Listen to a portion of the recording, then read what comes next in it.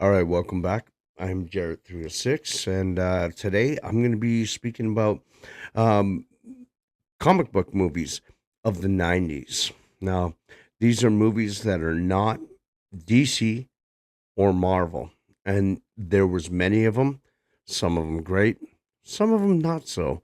But I'll tell you one thing, it was a fun time to be around, and it was a fun time to be going to the theater.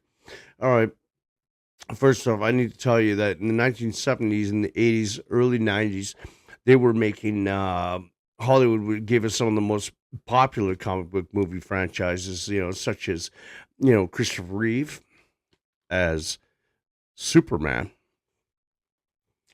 and Michael Keaton, among a couple of others, as Batman. That was what was going on at the time. But after that, it was Hollywood was starting to look around for what was cool is that they were looking for comic book characters that were outside of the big two, being DC and Marvel Comics, and they wanted to bring some of those to the big screen. And this is what I wanted to talk about today because this is one of the coolest times actually in film history, for better and for worse. But nevertheless, let's start it up. First movie, Teenage Mutant Ninja Turtles. All right. Now that's one that most of us love. The brothers Leonardo, Donatello, Michelangelo, and Raphael, taught by their master Splinter. It was created by Kevin Eastman and Peter Laird, known as Eastman and Laird, and of course from the studios that Mirage Studios that first released them in 1987. Come 1989, we got a a kid-friendly version of this because actually, if you look at the comic books, they were quite violent. They were quite dark. But in 1989, we got a very kid-friendly version television show of the Teenage Mutant Ninja Turtles. Everybody knows it. If you were alive in the 90s and you can't sing that theme song, you just weren't alive at that time. That's for sure. Yeah, and the movie was fantastic because it combined several things. It was Jim Henson's animatronics as well as voices that had to be overdubbed to do the characters. It was before, of course, before CGI was a thing, or um, not a thing, but affordable. I mean, if you're Steven Spielberg making Jurassic Park, you can fucking afford it. But the rest of them, it's not so much. And it was complemented by comic books, cartoon, a toy line. It was so successful. It was the biggest thing going at that time. All right. The next one. This is one that I think film history kind of forgot in a way. I mean, there's many people that do remember it, but it just seems like it was just that as more as I talk about with other people, they'd be like, "What?" Um, and that is 1991's Disney's The Rocketeer.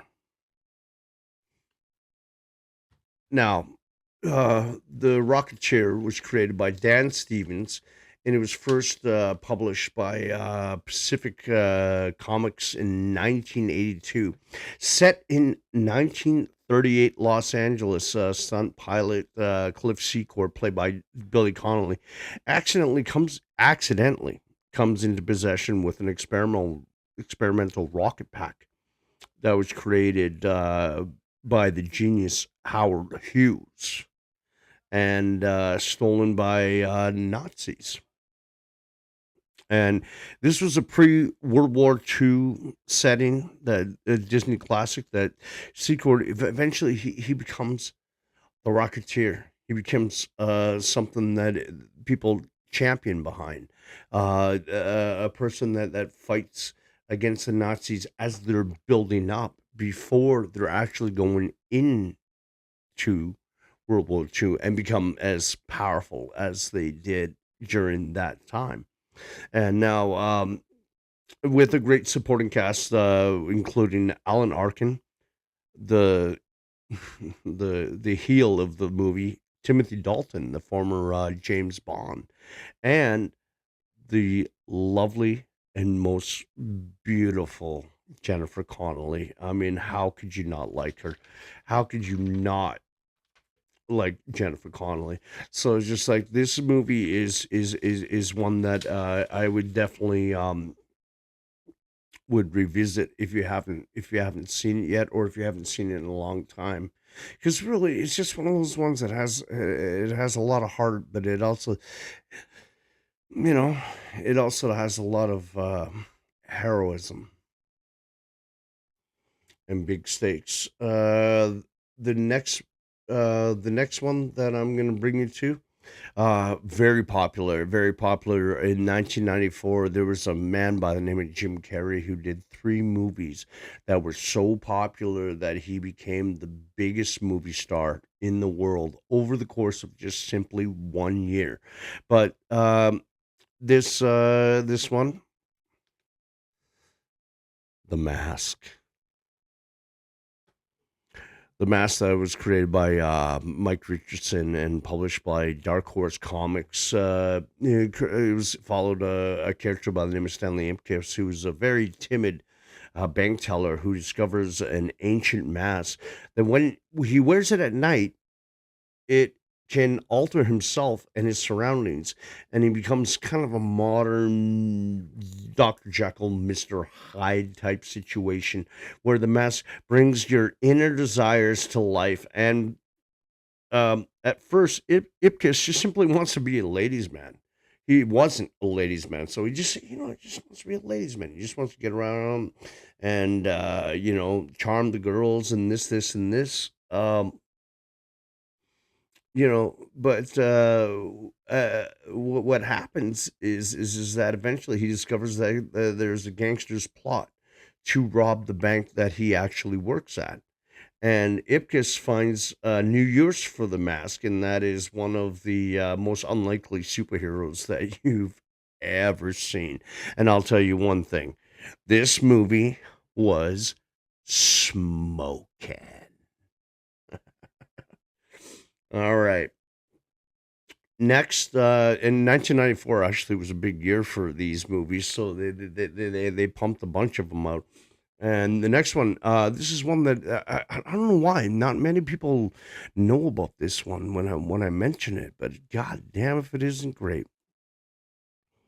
Alec Baldwin in The Shadow.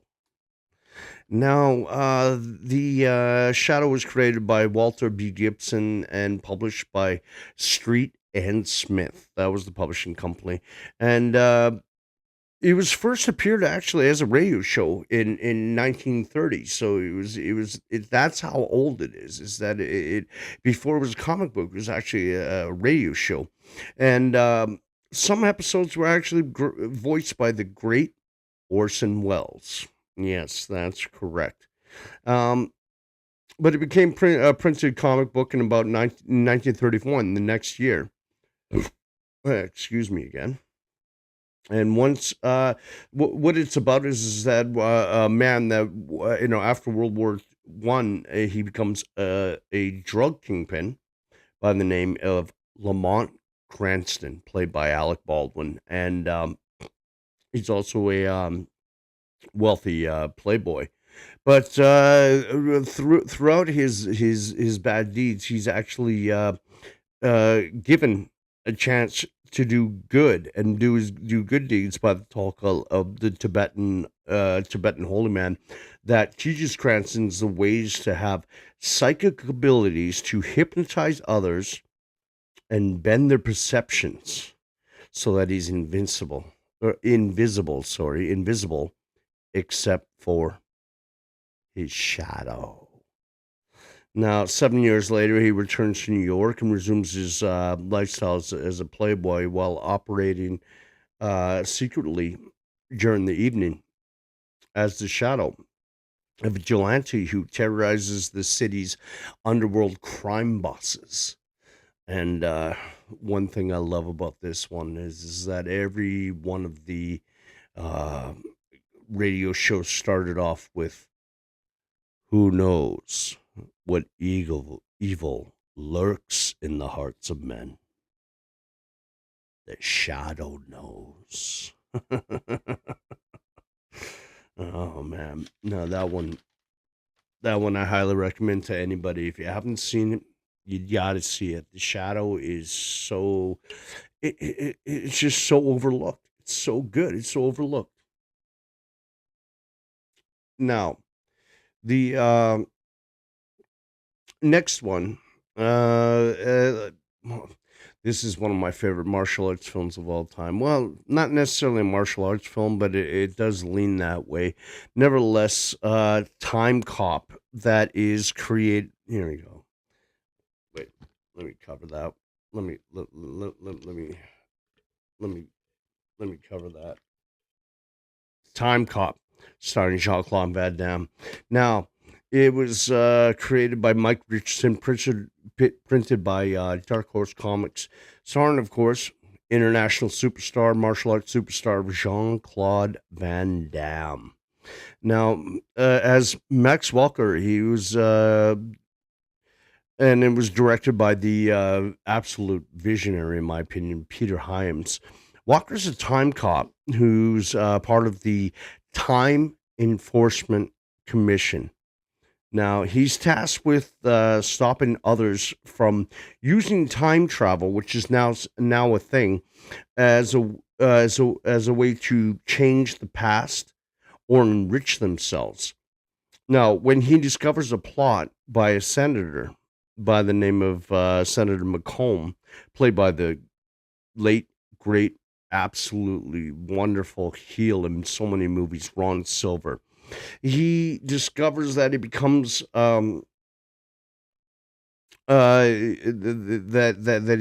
he wants to go back in time and not only change time but enrich himself. But it becomes so when Walker discovers that situation is happening, it becomes a pace against literally time against time, literally, to stop McComb or Walker would be erased from time. And one thing I love about this film, remember, the same matter cannot occupy the same space. Remember that. That's the number one rule in time travel. Okay, and the next film, and this is the last ones I'm going to do for this one because I'm going to split this into two parts because I have so many films to talk about in this one, so I'm going to make it a two-parter. But a film that is let me tell you, not very good, not very good. But the fact is that the comic books are, and I can understand their attempt to want to make this one uh, uh, a thing, especially considering the fact that they wanted to put out. Of course, they wanted to put out some you know, female heroines out there. This is the first female heroine since the Supergirl of 1984, and that is 1996's Barbed Wire, starring Pamela Anderson, at that time Lee. Now, Barbed Wire, created by Chris Warner, it was published by Dark Horse Comics, and what happens is that in the city of Steel Harbor, that's the last free city of the and she uses her abilities to earn money as a mercenary and bounty hunter. The Congressional Council wants Colonel Victor Plaza to end the second Civil War. That's what's going on right now. The second Civil War in America. by releasing a bioweapon, a virus that on the enemy. And barbed wire eventually meets up with an old love by the name of Core, and where she helps him and others get out of town, and culminating in the final stand where Prizer versus Barb. Now, what I also found interesting about this one is, like, on a side note, this is starring Pamela Anderson Lee. Now, you got to understand, I'm Canadian, and a lot of people don't know this fact. Pamela Anderson was the centennial baby of Canada. Yeah, that's right. Even God has a sense of humor. What I mean is that Canada, Confederation was signed July 1st, 1867. Pamela Anderson was born in Vancouver, July 1st, 1967. So, on paper, like before we knew her as the lady from Baywatch, Barbed Wire, Pamela, uh, Tommy Lee's wife, any of that. As a baby, her face was actually put all on in papers all across the country because she was the first baby born in Canada's 100th anniversary. Well, think about that for a minute and just go, yeah, God does have a sense of humor. Anyways, see, Barbed Wire though it is a movie. Like I said, it's not very good. It does has a 3.6 out of 10 on IMDb, and I'll tell you one thing. I've seen it. I saw it in the theater, and I saw it, I've watched it more recently. The only thing that's cool about this is when she looks at you and says, "Don't call me babe."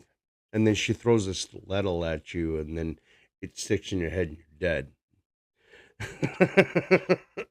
That's pretty cool. I'll say it's a cool character, but it was a big miss when it came to film creation. Nevertheless, okay, so that is part one of the '90s film comic book films, and I will come back sooner or later, not too long from now, with part two. And part two has not only some really really good films, but it also has at the very end my favorite, the one that I'm going to recommend to you the most. So once again, I'm Jarrett 306. Thank you for your time, and thank you for watching. Please subscribe to my channel. Thank you.